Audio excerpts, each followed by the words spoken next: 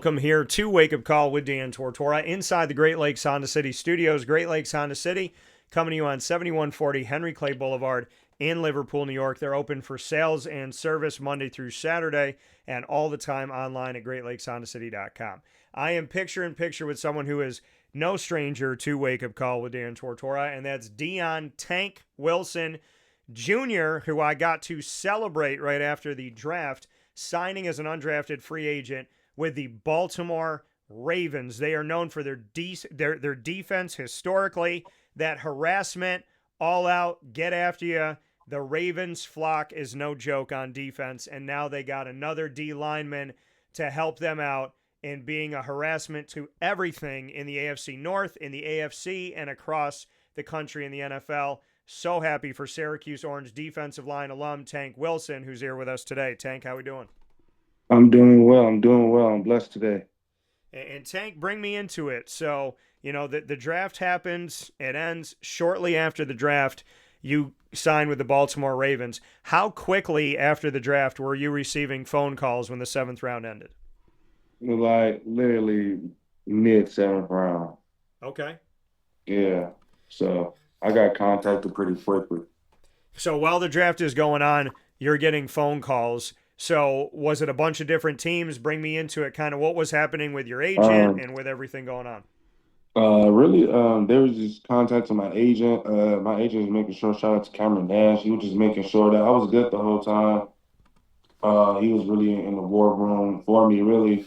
He wanted me just to relax, have a clear mind, and he was just updating me on different things and different teams.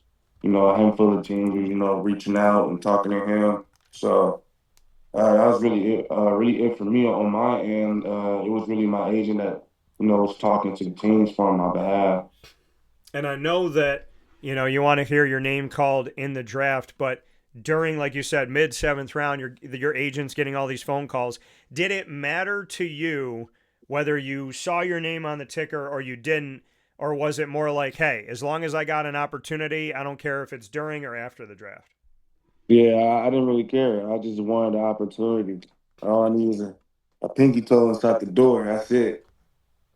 And you said So all you need is a pinky toe inside the door, right? A mustard seed of faith. So, what can you say about, that? Why you say that all I need is a pinky toe. I just need a little bit. Just leave that door open just a crack, and I'm going to take full advantage of it. Bring me into that. Like you said, all I need is just the tiniest opportunity because I'm going to make something with it.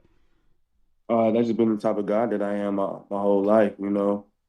I knew opportunities don't won't come as much for me. So anytime I had an opportunity, I got to take advantage of it. And this is another opportunity that, the Ravens, gave me. And I'm so blessed and thankful for it. And I got to take advantage of it. I have to show them why, they gave that call to me, why they want me to be there, why, I'm work so hard, to earn that Raven that's gonna be on my helmet. So that's just the type of guy I am. Just give me a small opportunity, and I'll make the best of it.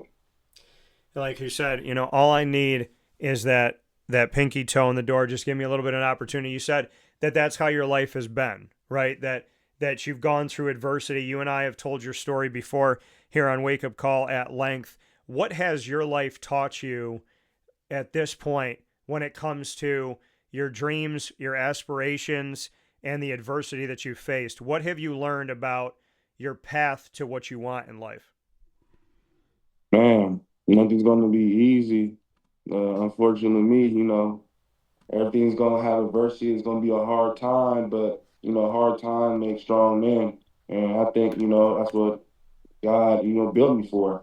He built me for the hard time. So when I get to this platform that I'm on now, anything that's thrown at me, I could just roll it off my shoulder and just keep going, keep pushing ahead. You said God built you for the hard times. How did he do that? Man, a lot of the adversity, a lot of ups and downs, a lot of crying and wondering why certain situations, transferring schools and, putting me in different places, making me see new people.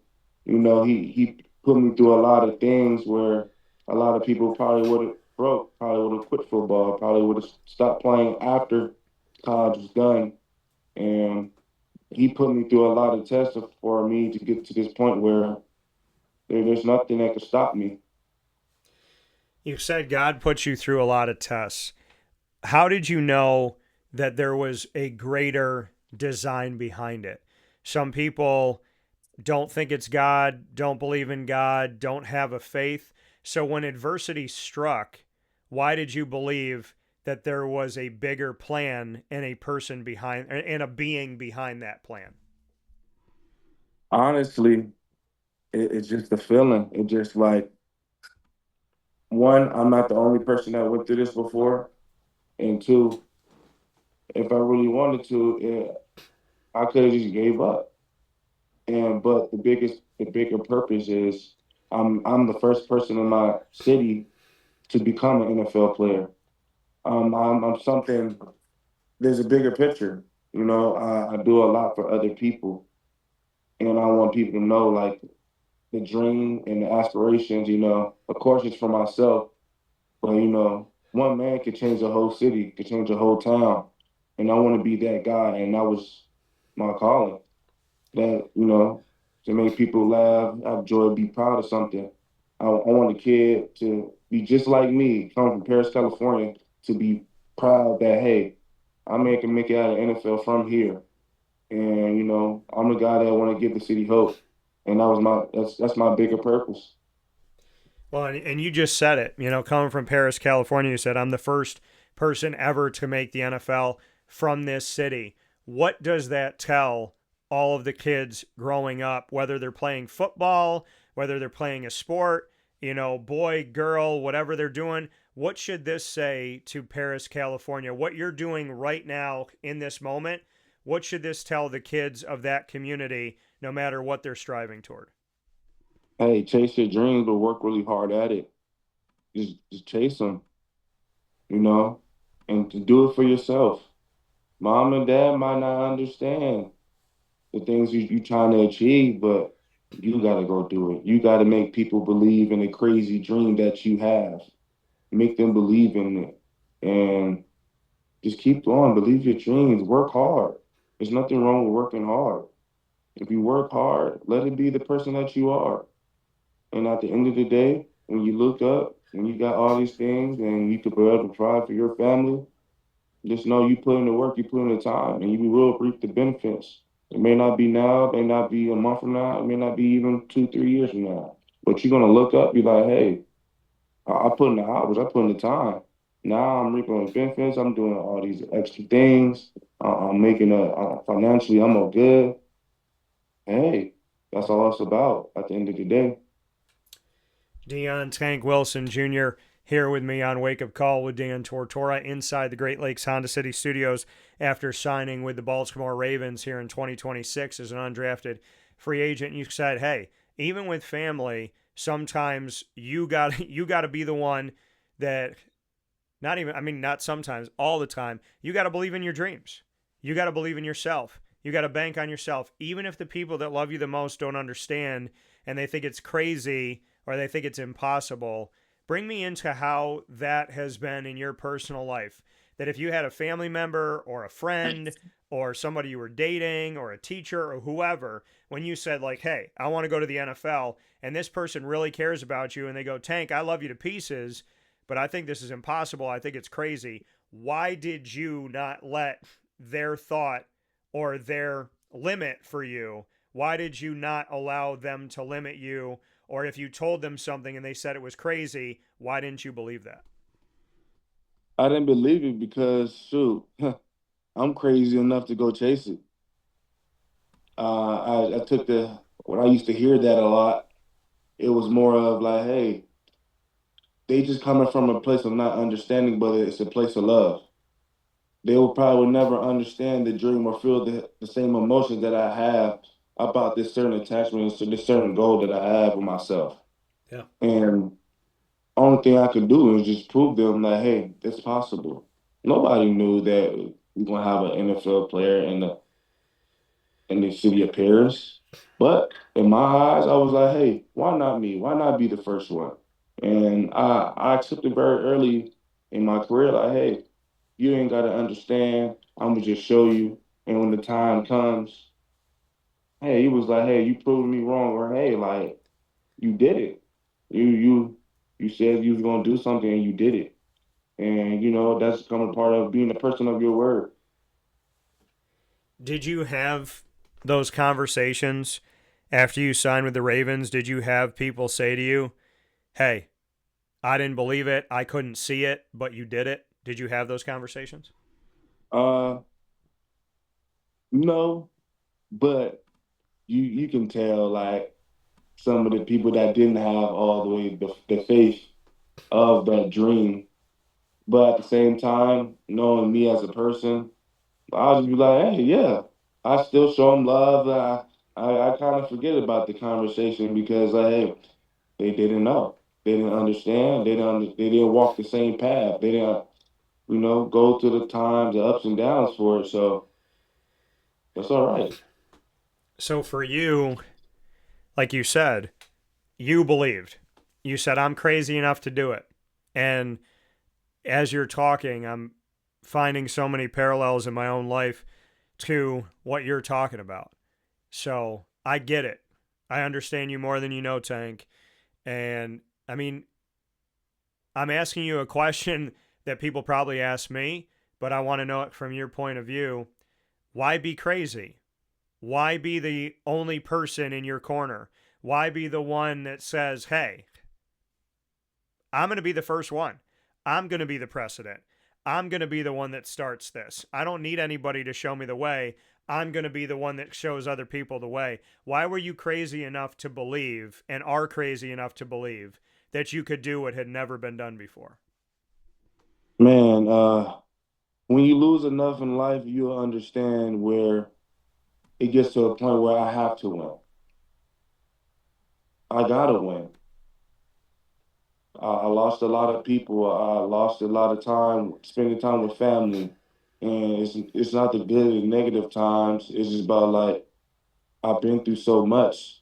I have to win, and I gotta be. And the only thing about winners, they're crazy, and I want to be a winner. If you're not a winner, you're not gonna be crazy. If you're a winner, you're gonna be crazy because the passion, the love, the things that you went through for this certain dream.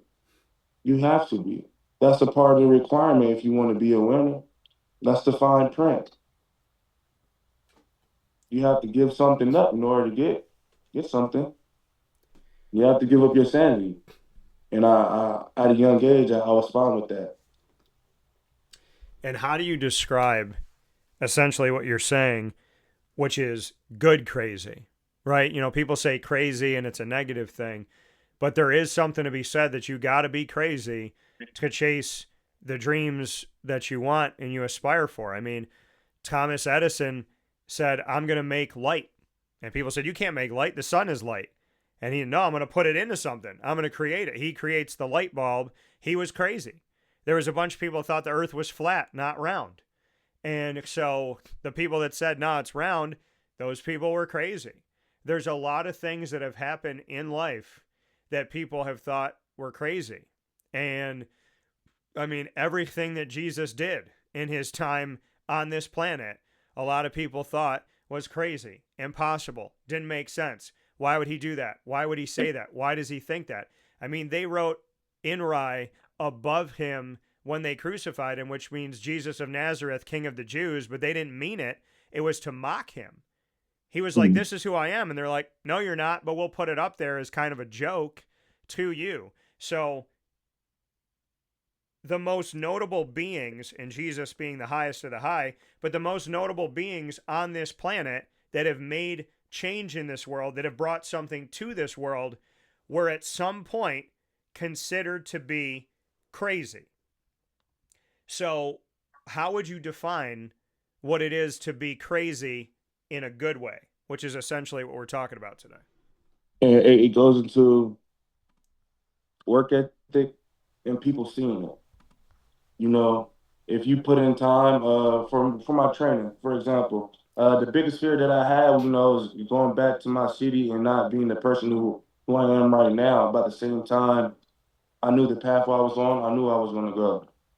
But I felt like it was important for me to go back to my city and show them the work ethic and show them how much. I work and how much time that I put into it.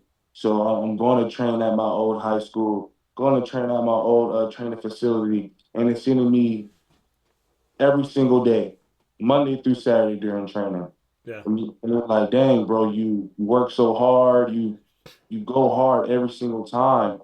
And I'm like, that's the good crazy. Like, man, you're crazy for going Monday through Saturday, no breaks. Is like, hey, this is what required if you want to win. And that's the good crazy when people are like, dang, like they see the work, but they see how much work it is. You're like, man, that's crazy. Like they think you're crazy because they can't do it themselves. Yeah.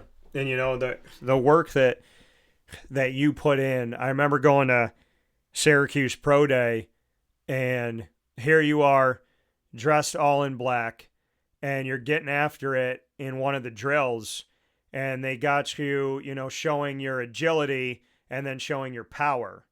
And the way that you're smacking some of these things that were within the drill, I was like, damn, Tank is here.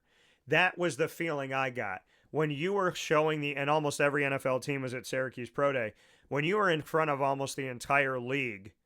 What can you say about how you felt you performed and just what was going through your veins when you were on that field? After everything you trained for, everything you did, bring me into being inside of the body of Tank Wilson at Syracuse Pro Day. And my mind is it's time to execute. Execution and energy. That's the only thing I wanted the NFL scouts to really see and understand from me. And I knew that when it comes to the NFL, it's about execution and energy. And I wanted to show them a glimpse just for 2 hours. I told myself I could show them what I can do for 2 hours. Yeah. I could change my life. And I was like, hey, we're gonna give it all. And it wasn't about me in that moment. I knew I would get my energy from my teammates. So it was important for me to hype the guys up around me and and push them at the other D linemen while we were doing the drills. Because I feel like it was like, hey, that was the energy part. That was the notice. That was the leadership in my mind. And during that moment, hey, I might not see my college teammates, this D line ever again, but I got the one more opportunity to lead them one more time. How would I do it? And that's the way I did it. And I was like, hey, let's execute. Let's bring out everybody along with you, and let's have the most energy in the world. Make yourself undeniable. And and that's like my thing that I like to do. Work so hard to the point where I'm undeniable. You got to put me on the field. And once you put me on the field, it's time to execute. What you said there was something that I don't know if I've ever heard when you said, hey, I'm at Syracuse Pro Day. I got one more trip around this opportunity with my brothers. I may never have them again. Most people talk about this is what I'm doing individually to show the NFL what I'm worth. You said this is my last opportunity with these guys all together to lead them, to help them, to cheer them on. And you wanted to show the NFL that. You talked about teamwork at a time where a lot of people are thinking, how do I individually get myself drafted, get myself a phone call after the draft? You just said to me at Syracuse Pro Day, I'm thinking if this is the last time I'm with my brothers, how do I lead them? Why are you that type of person? Because I'm telling you right now, if I was an NFL scout and you said that to me, that would have never left my head. So why was it so important to you to not go out there and do what Tank does on the field individual wise, but to say, hey, I want these scouts to see how I lead my unit? Man, because I'm an unselfish player. I'm a team player. No matter how much in my career I try to be selfish, like I push myself to be a team player because if I don't do it, who will? And I'm fine being that guy of if they won't do it, I will, and I'm gonna do it to the best of my ability, and I'm gonna do it Tank's way. That was the biggest thing for my pro day. Go out how you want to go out. It's the last time you be on this field playing around with your guys. Just why not? Why not just show the love, but it goes back to like the message and the love that I have for my city. I've been an unselfish person my whole life,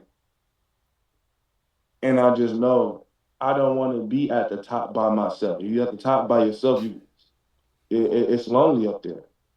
I don't want to be alone at the top, wondering who's waiting to come up here next. No, if I'm at the top, I'm reaching my hand down. Come on, let's get up here. Let's do it together. And just like that's always been the type of person that I have been. Well, I appreciate that and love that about you, and I respect that about you.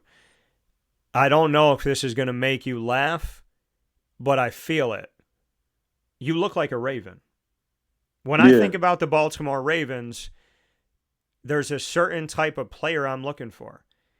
When I think about the Baltimore Ravens historically, I think about defense. I think about harassment. I think about never being anything less than 150%. I think about fast moving, big bodies. When they hit you, it's going to hurt. Why do you feel like you're truly a Raven? man, I embody like I honestly swear to God, my mom would tell you Ray Lewis been my favorite player since a kid. It wasn't the way how he played, it's the way he spoke life into his teammates. Every single game, I would listen to the Ray Lewis motivational speech, and that's why certain videos you see me talk to my team the way I talk to my team because that's something that I want to embody. He's the heart, he's the passion of what a Raven should be, and that's something that I always wanted to chase as a player. So now, like full circle, that I'm having an opportunity to be a Raven, it feels normal. It feels like I'm supposed to be here. It feels like I was destined to be a Raven, and I'm gonna fit perfectly in, and I'm gonna show them like, hey, I would never be the next Ray Lewis, but I will be the next Tank, and I will be somebody that you always remember and always can call on. Syracuse has had a bunch of players drafted late or go as undrafted free agents, and they've made hay in the NFL. They found a place in the NFL. Why are you going to be the next guy that we're going to be talking about 10 years down the road for what you've done in the NFL? Why will you make the roster? Why will you be somebody who they can't get rid of when it comes to being a Raven? Man, because I'm gonna do everything right. That's what it comes down to. I'm gonna do everything right, and I'm gonna do it the way they want it. I just like 10 years from now, look down and I'm just have a great career, and they wonder like how he did it. The guy just worked hard. We don't know what to do with him. I kind of seen something. Cam Hayward, he was like they tried to replace me, but I kept on working hard, and it kind of just pushed me. And it's just like you work hard so much, that's your MO. No matter how young or older they are, they're gonna know I have to put everything on the line in order to beat this person. And that's my mentality.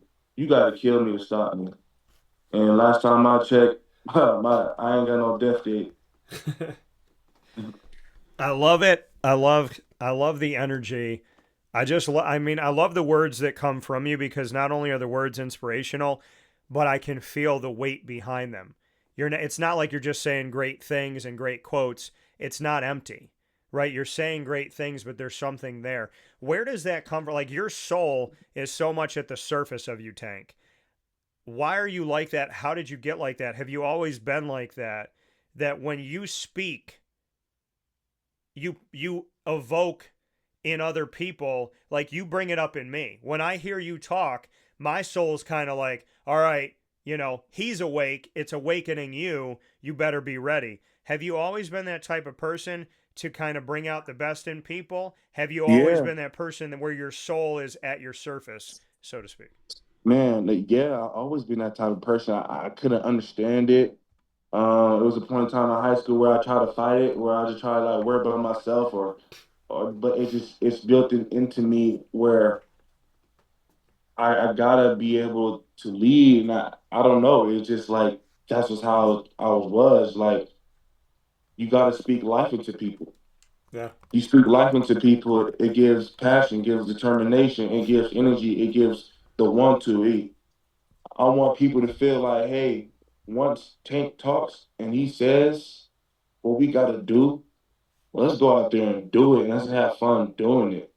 And that's always the person that I've been. You speak life into people, you don't know what can happen. And that's the thing. I mean, when you, like you said, you speak life into people, you don't know what can happen from there. Who spoke life into you? Who is somebody that you hear their voice whenever you're having a tough moment? Who's a voice or two that you go back to that you really feel like continues to help you remember who you are? Man, honestly, my mom and my coach beast. My mom, I kind of just had that voice in the back of my head just saying like, son, keep going, it's hard. Just keep going. It's okay. Then when it comes to my coach Beeson, he ain't never been the type to sugarcoat anything with me Yeah. or anything like that. So I kind of have that voice back in my mind just saying, hey, stand up, come on, you got to keep going. You got to be the first. And that was the conversation me and him always had growing up. He always asked me the question, do you want to be the first or you want to be just another guy on the corner? And I told him I wanted to be the first every single time. So reaching back into that every single time, like, hey, when times is hard, man, you got to get up because people are looking to you for the next move. People are looking to you to make sure the culture is getting pushed. Excuse me. And that was the main thing, honestly. When you are going through an adverse moment and something's difficult, and you look down for a second, feel sorry for yourself, feel bad, and you look up and you see God in front of you. What is that moment like every time you look up and he's right there and he puts his hand out and says, "Come on, Tank, you ain't done yet." Man, in that moment, I'm gonna get my butt up, dust myself off, tell him like, hold on, God, let me strap my boots up, let me get my stuff ready, and let's go do it. You know, at the end of the day, at least for me, in my religious path, I'm looking for that well done. You know, and 10 years from now, when my career is done and I have my accolades and my career went how it went, I could finally tell myself well done, and that's something that I'm striving for. You know, just in life in general. So when I have times where I'm looking down and kind of just look up, like, hey, you got to stand up. If you stand up, they're gonna sit down. Yeah. And I love that because you said something. You said, "I'm looking for that well done." And I know exactly what you're talking about. And it's very, very funny that you say that. Kind of ironic, but also God being God. I do this thing with my Bible that's right next to my bed. I'll close it and I'll open it up to a random page. I do the same thing. You do? And I close it, I open it, and for some reason, God just tell me, look at this. And I read it, be like, wow, I needed that. I'm going to tell you this right now. You and I were destined to cross paths. I do the same thing, and I'm like, all right, God, I open the Bible up. I go, what do you want me to see? And He brings my eyes to a place. He brought my eyes recently to Matthew 25:21, which says, "Well done, good and faithful servant," which is exactly what I say and have been saying recently here. I said at the end of my life, I want God to say, "Good job," or "Well done, good and faithful servant." That is what I want. And when you just said, "I want that well done" at the end of my life, I knew exactly what you were saying because I just read it in the Bible and it's something that has touched my soul very recently. So when I tell you, Tank, that you and I were meant to cross paths, you and I were meant to cross paths. Yes, sir. And something, a verse that I live by, even just throughout my time in Syracuse, is Isaiah 6:8. And I heard the voice of the Lord say, "Who shall I send? Who shall go for us? Here I am, send me." Then later on in the verse, you start to read more of the verse going down. He told a man to go tell the people to shut off everything that they know about this world and come to me. And that's and that's what I live by. At the end of the day, I'm grateful for everything. And while I'm doing it, hey, God did it for me. And if you're the same position that I'm in, go to Him. You know, and I agree wholeheartedly. If you go to God, you will find your answers that you can't find anywhere else. It's funny how when people don't go to God, they're always looking for a godlike figure. And so they go to all these things that they try to make God when there is a God that is waiting for you to talk to him. And so when I opened the Bible to Matthew and I found, "Well done, good and faithful servant," I closed it again, I opened it, and it opened to Daniel. Now, my birthday is 10/21. Years ago, Tank, when I was in college, I was asked to be the male leader of a Bible study group, and the female leader, Jenny Rose, she came over to me. She opened up a Bible. She handed it to me. She said, "When you get a chance, look at this." And I was making, for the activities fair, I was making a poster. So I made a Bible, cut it out of construction paper after I created it, put it there, and I put Daniel 10:21 just for fun to put like kind of my name and my birthday, not knowing that there was a Daniel chapter 10 or a verse 21. Well, she opens the Bible, she brings it over to me, she sets it in front of me. She said, "When you get a chance, take a look at it." So I said, "What?" She goes, "You'll figure it out." I said, "Oh, because it's Daniel?" She goes, "You'll figure it out." She walked away. Well, I didn't know there was a chapter 10. Not only is there a chapter 10, verse 21, but it's the last verse of chapter 10 before it goes to chapter 11.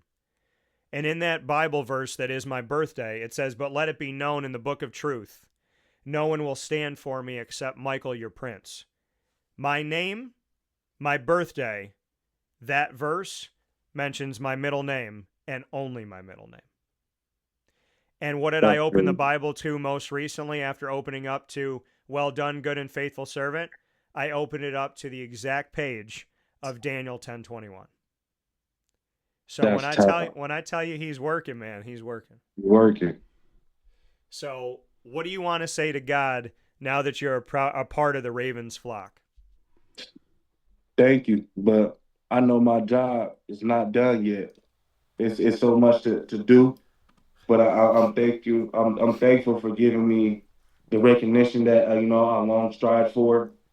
If it's not globally, it's in my city. People know who I am now, and I'm proud of that. And now it's on to bigger and better things.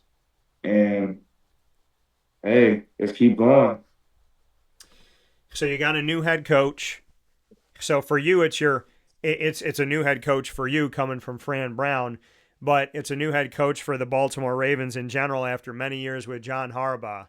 What do you want to say about Jesse Minter and this coaching staff and the fact that you're a part of history as the Ravens have a new coach and a new coaching staff? They also have a new defensive lineman in Dion Tank Wilson Jr. So what can you say about being part of this new era with Jesse Minter stepping in? Man, Coach Jesse Mentor, he's a guy. Like that whole staff that he built is like, man, why would you not want to play for them? He understands the culture of what a Raven should be, and he's going to push that to his best of his ability. And it's like, why not want to play for them? Anytime, like I don't know, at least for me, like when I with coaches, like I can see and feel like that's the guy that I want to play for. That's the guy that I'm comfortable following. If you tell me Tank gonna run through a wall, I'm not gonna ask no question. I'm gonna just strap my helmet and go through the wall. And and that's the type of coaches that I'm going to meet soon that I read a lot about. And man, I just that whole staff that he built and the culture that he's continued to build, in his own way of doing things. It's amazing. I told somebody the other day. My flag is purple and my quarterback is Lamar. and and it's just like, yeah, I'm happy. He's doing something great, and I'm just ready to be a part. And being a part of this, you talked about Ray Lewis and how you feel like you've come full circle because you used to watch and listen to his inspirational ways that he spoke with his team when he was a Raven. So you're not going to be the second Ray Lewis, you're going to be the first Tank Wilson. What does that look like? Being on the defensive line of the Baltimore Ravens, if Ray Lewis was an inspiration back then, what are the Ravens getting as not just a defensive lineman, but as a human being? When you step onto the field in purple and black, what are they getting? Man, energy, passion, and it's just a maniac on the field. When I get on that field, it's just like I'm not me no more. It's just like I feel at home on the field. I feel like I'm supposed to be there. So now that getting the type of guy like me, on the field, I'm kind of crazy because it's like there's a certain level and standard that I want to hold myself to, and I put a lot of time and effort into doing that, and I'm not gonna let anybody stop that. And like when it comes to energy and passion, I just want to be a young guy that when they want my voice to be heard, I'll speak when I'm supposed to speak, and hey, yeah.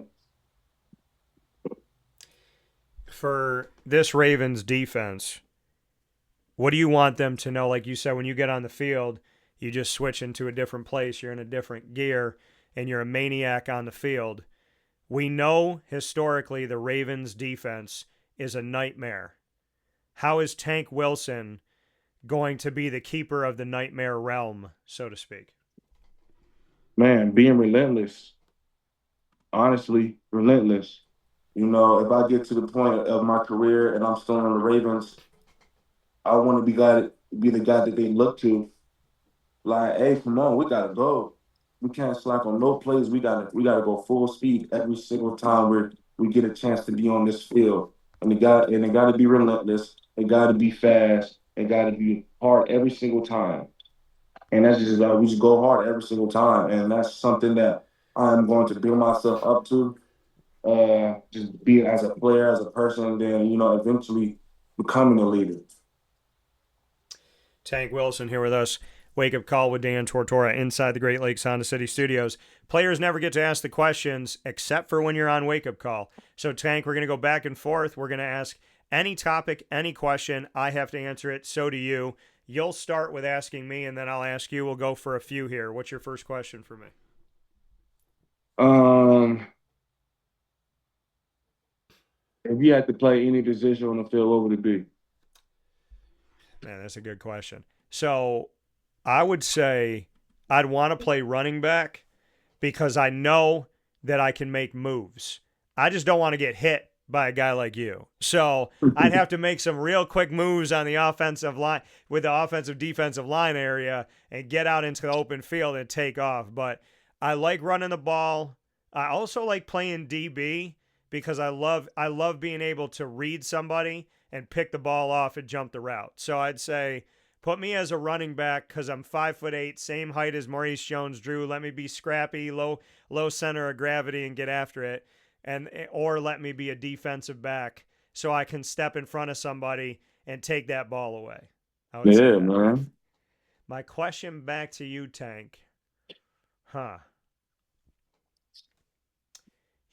If you could take over my show for the day and it was Wake Up Call with Dion Tank Wilson Jr., who would be the three guests that you'd want to have on the show and why?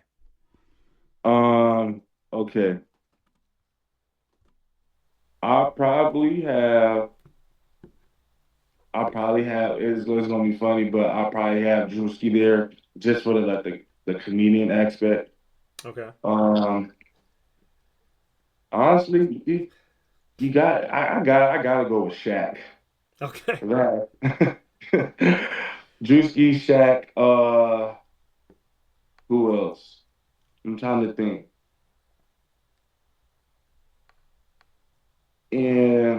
Probably my boy Deuce Chestnut. Okay.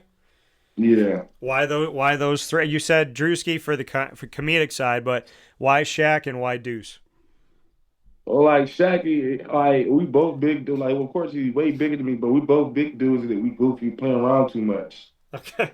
And plus, that's my fraternity brother as well. So Okay. why not him? Then with Deuce Chestnut, he brings that same type of laughter too. But we got the sports side, we got the football side, we got the basketball side of things. Then we got the laughter of keeping it fun, exciting and live. I like that. I do like Shaq and Barkley going back and forth for sure. So, what's your next question for me? What's your go-to meal? That's a good question.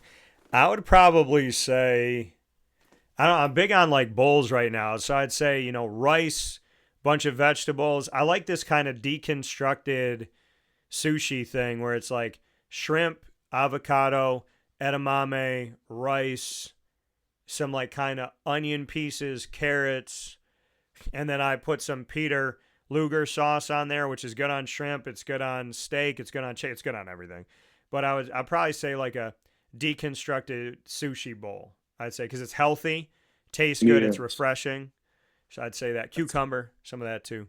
yeah.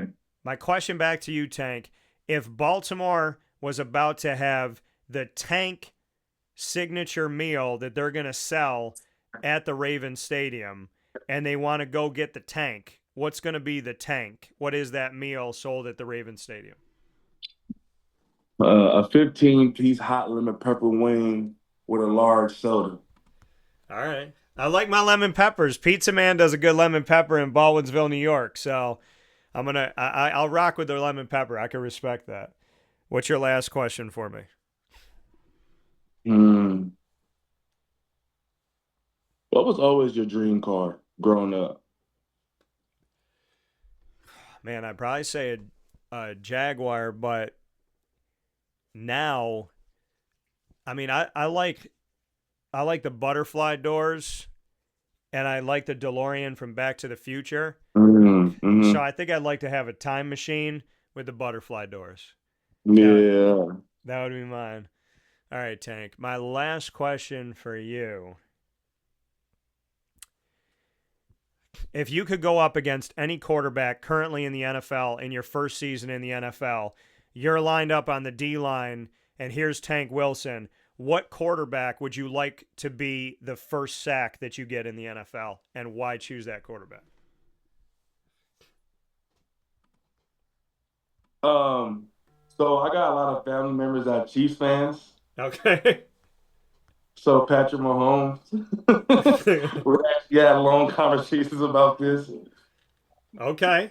So Patrick Mahomes, I'll tell you, if you get to Patty, not a lot of people get to him. So if you got to him, that would definitely show the NFL what's up with Tank Wilson. yeah, So with that being said, Dion Tank Wilson Jr., Syracuse Orange D-line alum, signed by the Baltimore Ravens as an undrafted free agent here in 2026-27. Tank, as always, I appreciate you giving me your time. I appreciate the fact that you and I have built a bond, and today that bond goes even deeper because, like I said, I believe what you say. There's weight behind your words. I can feel that. And being two people that open up their Bible to a random page and say, God, show me what you want to learn today, man, there's something about that. I thought I was doing it by myself, and the fact that we're both doing that means something to me. So let God lead you. Go out there and do your thing. I have no doubt in my mind that Tank Wilson will make his own story, and you're going to make it a great one. And I hope that you'll let me continue to tell it here on the show. yes, sir.